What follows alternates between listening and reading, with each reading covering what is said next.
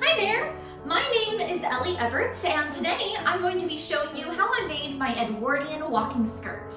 I'm going to be using the skirt for my Sophie Hatter cosplay from Howl's Moving Castle, and I am so excited by how adorable it came out! It has a whole lot of swish and flush, and it's just very elegant. Plus, it was a lot of fun to sew. There's lots of hand stitching and smaller details that goes into historical sewing, so it was really nice to just throw on a podcast, light a candle, and sit and do some hand stitching. So let's go ahead and get started.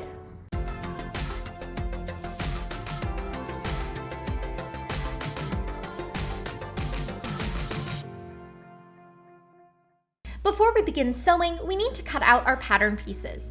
Here's a look at my 3 pieces that I created following the instructions in the Keystone to Dressmaking. Next, I cut my pattern out of my aqua-colored linen and a natural colored cotton. Once my pieces were cut, I basted them together by hand so that they act as one. Now that I've pinned the seams, I'm going to go ahead and stitch them together with a straight stitch.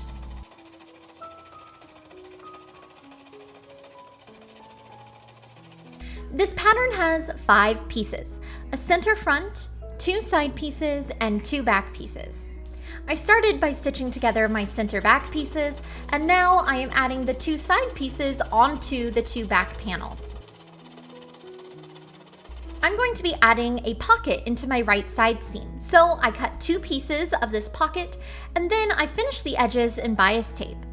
Once the edges were finished, I attached 1 piece to the front piece and 1 to the side piece, where they would connect and create a lovely pocket. Here you can see how I am pinning together the center front and the side front pieces, along with that pocket. And again, I am just going to stitch down this piece with a straight stitch, and then following the curve of the pocket. Honestly, I don't add pockets to a lot of my costumes, but this was fairly straightforward and it's a really nice addition, so I might do it more in the future. Next, I'm going to be adding a placket where my skirt closes. I've cut 2 rectangles of my linen, one that is going to be a facing and one that will be the placket. I started by attaching the facing to the front piece of my skirt. Once this is stitched into place, it's going to get turned over and then hand stitched to the lining. Next, I'm sewing down my placket. As you can see, this piece has been folded in half, so 1 seam is already finished. Now that I have everything attached, I'm going to go ahead and press my seams down, trim off my excess seam allowance, and then even off one of my muslin sides. I'm going to be finishing my skirt using flat felled seams. This is a historical method that would have been used at this time. I did all of these flat felled seams by hand, which makes them look extra pretty. Now I'm going to finish off that placket. Like I said, I hand stitched down the facing, and now I am going to go ahead and attach the bottom side of the placket to the bottom side of the facing. This way everything lays nice and flat and I don't have to worry about the placket flapping around all over the place.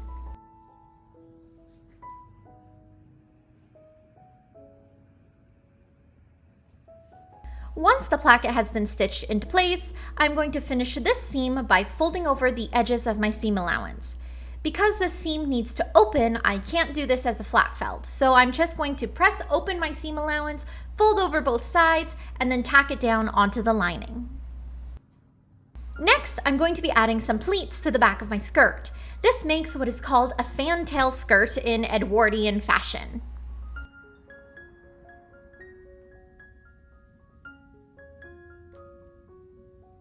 Now, to be honest, I kind of just winged it when I was making these pleats. I'm sure that there is a historical way to do it, but I just kind of went with what I was feeling. I measured out 2-inch pleats, and then I pretty much overlapped them completely, so you were only seeing maybe a 1/4 inch of each pleat. And then I let this allowance get a little bit larger as I went around. But as you can see right now, the skirt is massive. It is almost 2.5 times as big as my natural waist. So there was a lot of fabric that needed to get eaten up by these pleats.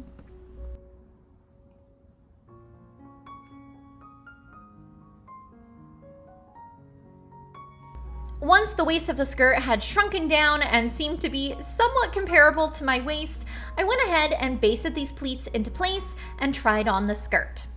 Now, as you can see, I felt like the skirt was a little big at this point, especially with all the fabric in the back. It's really, really heavy, so it was drooping a lot at the waist. So I ended up taking in the skirt by like 2 or 3 inches. I added 2 more pleats on each side. Well, it turns out that this was a mistake because as I was filming the extra for this video today and I actually tried the skirt on with my corset, it didn't fit. So don't make my mistake, follow the measurements, don't just like wing it. Because once you add your corset and then all your petticoats and the bones and all the fabric for the pleats in the back, you actually need to have a bit more room in that waist than you might have thought, especially since I'm going to be tucking my bodice into this too. So I ended up making my waistband quite a bit larger than I had changed it to.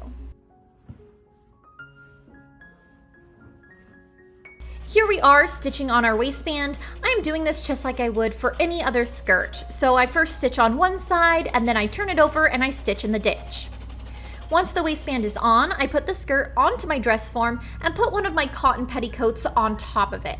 This way I could trim my hem and have it be somewhat even with the petticoat. Of course, you do want a few extra inches of length, both so you can finish the hem of the skirt and also so your petticoats don't show through.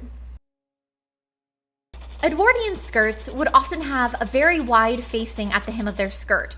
This is to protect the hem from getting dirty or getting worn from lots of wear. I'm recreating this by using 7-inch wide cotton bias tape that I am stitching all the way along the hem of my skirt. Next, I pressed open the seam and understitched the facing. This really helps create a nice crisp hem and it just looks absolutely gorgeous. After finishing the understitching, I pressed up this bias tape on the hem and then I hand stitched it into place using a blind stitch, attaching it only to the lining of my skirt. Here's a peep at what it looks like underneath. Honestly, this finishing method is beautiful. Once the hem was finished, it was time to add some hooks and bars along my placket. Here you can see I have 6 hooks and bars that keep my skirt closed.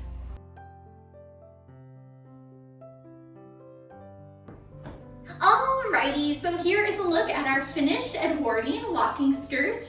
I think that the skirt came out adorably. Not only do I love our color choice, this linen is absolutely the perfect color for Sophie, but also the silhouette is gorgeous. We have the classic Edwardian straight front followed by a whole bunch of bump in the booty, which is just perfect. Like, oh my gosh, the silhouette is insane. So I really like that. Plus, I love that I added a pocket. For once, I can finally say, it has pockets. Oh, so exciting. On the other side, that's where our closure is. So there's only one pocket, but it closes up nicely with hooks and bars. It just looks really, really good.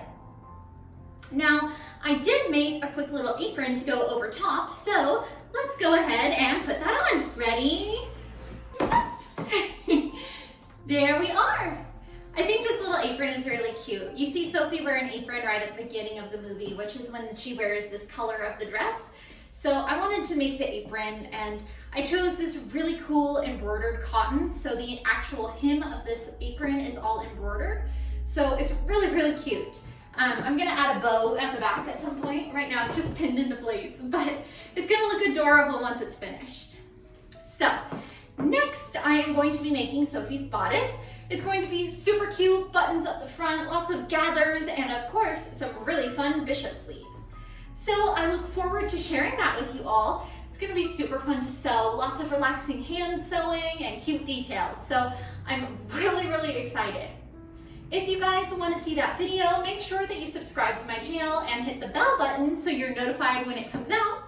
And if you want to see it early, you can join my Patreon, where I'm getting better at putting early access to all of my videos. Doesn't always happen, but I'm getting better at it. Anyway, thank you guys so much for watching. I hope you enjoyed.